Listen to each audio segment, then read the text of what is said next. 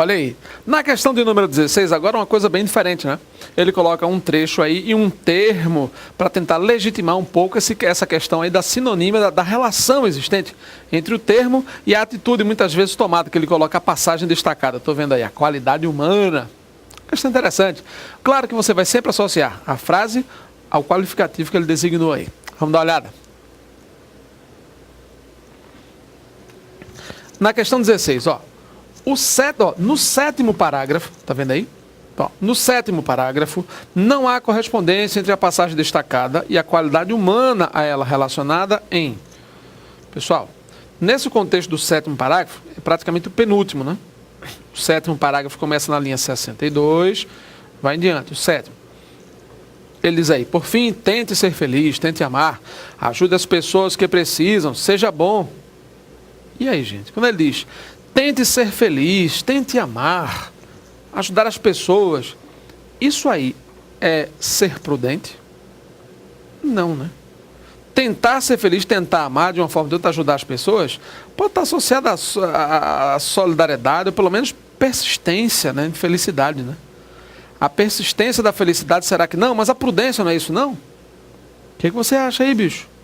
Não, mas está diferente como prudência. Eu não posso acatar como prudência de jeito nenhum, está falso. O cara vai dizer, não pode. Pessoal, o que é prudência? Ser prudente, de uma forma ou de outra, pode ser o quê? Cauteloso, não é isso? Ou pelo menos tentar fazer algo que seja bom. Atitudes corretas, etc e tal. Mas e aí, bicho, pode? Não, é mesmo, tem tudo a ver, tem tudo a ver. Pessoal, ele quer saber, no sétimo parágrafo, não há correspondência. Tentar ser feliz, tentar amar, é ser prudente? Não, de jeito nenhum. Ser prudente é ser cauteloso, né? Hesitar, ter consciência, ser sensato. Tentar ser feliz, tentar amar, tentar ajudar as pessoas, ser bom, é mudança interior, né? Vamos dizer assim, né? Não tem nada a ver com prudência, não. Nada, nada, nada. Ajuda as pessoas que precisam. Solidariedade, claro.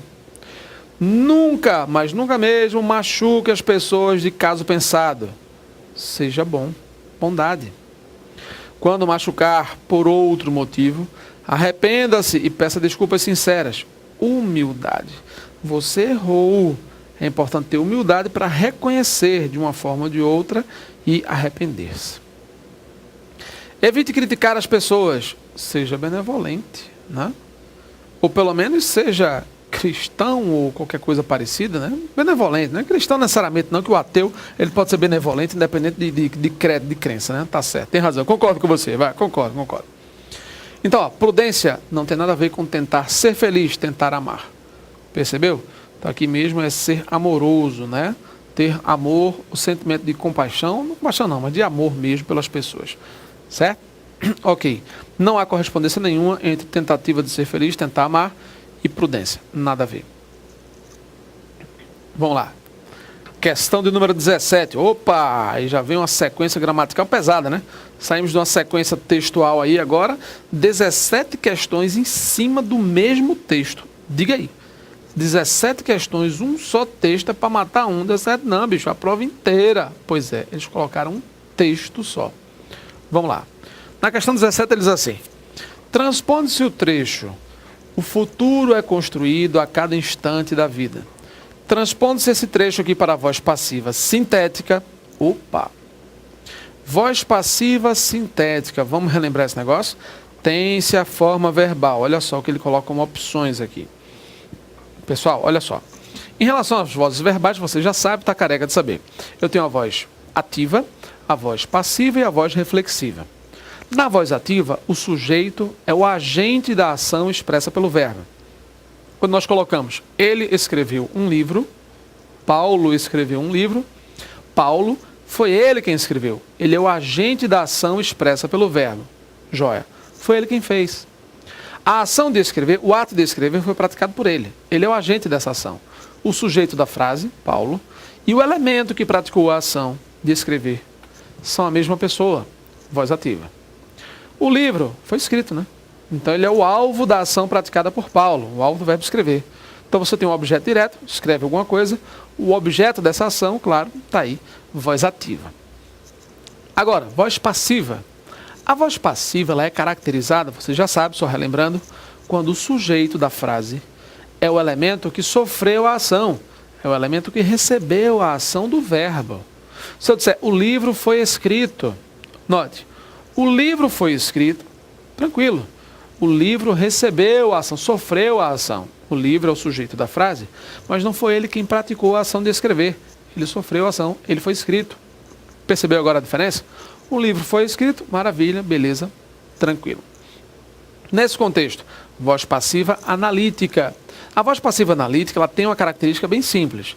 Eu tenho uma locução verbal, 2 ou mais verbos, em que o último verbo termina sempre com a do ido, particípio, né? Ou então particípio irregular, né? Feito, aceso, pego e por aí vai. Tá? Então, 2 ou mais verbos, o último no particípio. Locução verbal. Você tem a voz passiva analítica. O livro foi escrito por Paulo. Foi escrito. Você não vai dizer foi escrevido, né? Aí você tem verbo, foi, auxiliar, mas escrito no particípio. Maravilha. E a voz passiva sintética? Como é que eu posso construir a voz passiva sintética? A voz passiva sintética é muito simples. Sobretudo se você sai, por exemplo, de uma frase na voz ativa. Se a sua frase estiver na voz ativa, mamata, fácil demais. Sabe o que é que você faz? Por exemplo, Paulo escreveu um livro. Paulo escreveu um livro. O livro, bota o livro mesmo. Paulo escreveu o livro.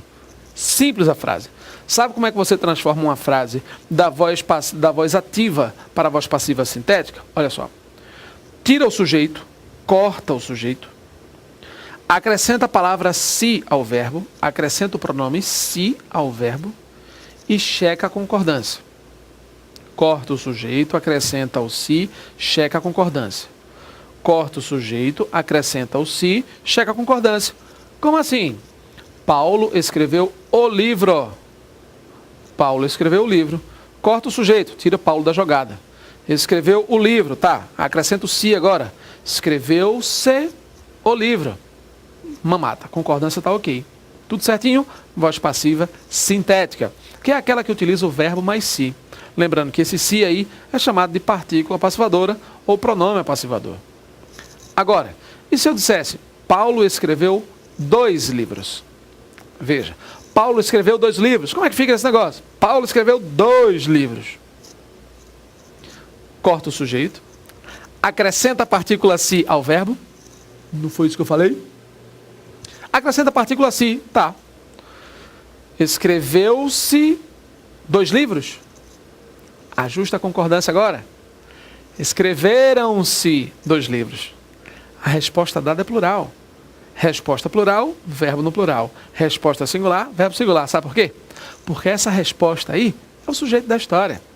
Aluga-se casa, lembra? Aluga-se o quê? Casa. Casa é alugada, singular. Alugam-se casas. Alugam-se salas comerciais. Cuidado. Resposta, aluga-se o quê? Salas comerciais. Resposta plural, verbo no plural. Alugam-se salas comerciais. Entendeu aí? Alugam-se salas. Então, resposta no plural, verbo no plural. Fácil demais. Tranquilo, tranquilo. Entendeu aí? Beleza mesmo? Joia? Ninja? Pois é, fácil. Vamos ver então na frase? Mamata, veja aí. Olha aí. Acabamos de relembrar, teoricamente, né? Aí na teoria, de uma forma ou de outra, a transposição da voz passiva, da voz ativa para a voz passiva sintética, né? Passiva sintética. Sintética, aquela que tem partícula si. Pronto. O futuro, tá aí, olha só. O futuro é construído a cada instante da vida. Ó, o futuro é construído a cada instante da vida. Pessoal, a cada instante é advérbio, né? O futuro é construído a cada instante da vida. A cada instante da vida, eu não vou ter que tirar aqui o sujeito? Tira o sujeito. Ó, o futuro é construído. Voz passiva analítica. Não é isso? E aí, eu vou dizer o quê? Constrói-se o futuro, há de ser construído, pode ser construído. O que você acha? Pessoal, primeira coisa, esse aqui não tem verbo mais si, não é isso? Se esse camarada aqui não tem verbo mais si, se ele não tem verbo mais si, esqueça. A letra C não pode ser resposta, não tem verbo mais si. Que a voz passiva sintética tem que ter verbo mais si, lembra? Há de ser construído, falso. Pode ser construído, falso. Foi construído, falso. Olha só, 3 letras no bolso. Tchau, colega. Um abraço. Restam A e B. São as únicas que têm verbo mais si. Mas e aí? O futuro é construído. Construiu-se o futuro ou construíram-se o futuro? Qual é a resposta? Não é construído? É presente. Constrói-se ou construiu-se? Constrói-se, gente. Mas construiu é passado. Pois é, mas aqui não é passado, é verbo no presente, ó. Se o verbo é no presente do indicativo, eu tenho que utilizar a forma verbal no presente do indicativo, não pode ser passado, não. Além disso, não, mas os dois não estão singular? Sim, estão no singular. Mas só que aqui o verbo-chave é presente do indicativo. Eu não posso usar aqui o pretérito perfeito como etapa do verbo. O futuro é construído. Construiu-se? Não, pô, ele é construído. Constrói-se o futuro. Entendeu aqui? Então não posso utilizar, claro, forma de pretérito para legitimar esse verbo que está no presente. Não tem nada a ver com isso. Certo, pessoal? Beleza? Vamos avançar. Questão de número 18. Não minta para você. Essa é a forma mais rápida de se perder. 37, 38. Você vai ficar perdido de si mesmo, né?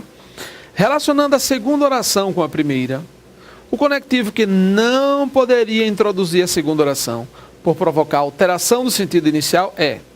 Gente, se é o que não pode por mudar o sentido, você vai ver qual ou quais desses conectivos aí, no caso quais, né, possuem o mesmo sentido. Pô. Claro. Ó, porquanto é sinônimo de porquê. Então você já sabe que se porquanto é o mesmo que porquê, a letra E e a letra A têm a mesma história, têm a mesma praia aqui. Porquê é conjunção explicativa, às vezes causal. Esse cara aqui também é causal ou explicativo, maravilha. Pois é explicativo. Tá, pois pode. Mas não tem pois conclusivo? Como é que eu vou diferenciar esse negócio? Como é que eu vou saber se o pois é explicativo ou conclusivo? Simples, ó. A palavra pois é conjunção coordenativa. Massa. Pode ser explicativa ou conclusiva. O pois, que é explicativo, é sinônimo de porquê. A dica é essa. Sempre que você tiver na frase e trocar o pois pelo porquê e a frase ficar legal, maneira, tranquila, você tem aí um pois, conjunção coordenativa explicativa. Aí eu vou dar um exemplo simples. Por exemplo, estamos estudando, pois queremos passar no concurso. Tem vírgula antes, hein? Estamos estudando, vírgula, pois queremos passar no concurso. Ponto. Vê como é fácil? Estamos estudando porque queremos passar no concurso. Por quê? Você troca o pois pelo porquê. Esse pois, portanto, claro, hein? Pois, portanto, assim, esse pois será, então, né, conjunção coordenativa explicativa. Entendeu aí? Veja a segunda situação. Eu tenho assim. O relógio é de ouro. Não enferruja, pois. Veja. O relógio é de ouro, ponto e vírgula. Não enferruja, vírgula, pois, ponto. Não enferruja, vírgula, pois, ponto. E aí? O relógio é de ouro, ponto e vírgula. Não enferruja, vírgula, por quê? Por quê? Você já sabe que não é. Esse pois aí nunca será explicativo. Não troca pelo porquê. Será conclusivo. O relógio é de ouro, portanto, não enferruja. Entendeu aí? Agora é interessante porque as gramáticas geralmente trazem aquela informação, né? Pois, anteposto ao verbo, antes do verbo, ele é explicativo. Pois, depois do verbo, pós-posto ao verbo, é conclusivo. Aí você tem explicativo e conclusivo, tá? Mas mesmo nesse contexto aí é importante ficar seguro. Não adianta você checar somente esse negócio de antes do verbo, depois do verbo. É arriscado, gente. O mais legal, sem dúvida alguma, é você checar essa troca pelo porquê. Vou dar um exemplo. Tiramos notas baixas na prova, ponto. Veja. Tiramos notas baixas na escola, ponto. Precisamos, pois, estudar mais. Olha aí. Precisamos, vírgula, pois, vírgula, estudar mais. Note que nessa frase que eu criei agora aí, o pois está no meio dos dois verbos. Precisamos, vírgula, pois, vírgula, estudar mais. Exclamação. O pois está no meio. Aí o cara chega, não, pô, mas eu estudei, na gramática está lá, está escrito, beleza. Ó, toda vez que tiver um pois, né, antes do verbo é explicativo, depois do verbo é conclusivo. Vamos lá. É quando se depara com a frase, está no meio dos dois. Pessoal, as bancas são pagas, e muito bem pagas, para descobrirem situações assim. Então não adianta, você não pode ficar só com essa informação básica do livro. Você tem que saber exatamente a dica. A dica ajuda, né? Se você trocar pelo porquê, esse pois é explicativo. Se você não trocar pelo porquê, esse pois é conclusivo. É isso aí, vamos voltar à questão? Porquanto é explicação. Que, vamos logo, vírgula, que já é tarde. Esse que aqui também é explicação, gente. Vamos logo que já é tarde. Beleza, massa, tranquilo. Aí você tem aí, pois. Esse pois, se você trocar pelo porquê, tranquilo, você já sabe. Pois, trocando pelo porquê, ele é explicativo. Logo, opa, resposta certa, letra D dada. Mas por que isso? Porque o logo, pessoal, tem valor de conclusão, valor conclusivo aí. Então já começa a perceber, ele fez isso, logo as coisas estão tudo certo, estão bem. Percebeu a diferença? Cuidado, gente, esse logo aqui é conclusivo, ok? Então não confunda aí explicação com conclusão, não confunda, para não ficar se enrolando por aí. Próxima aula tem mais, a gente segue.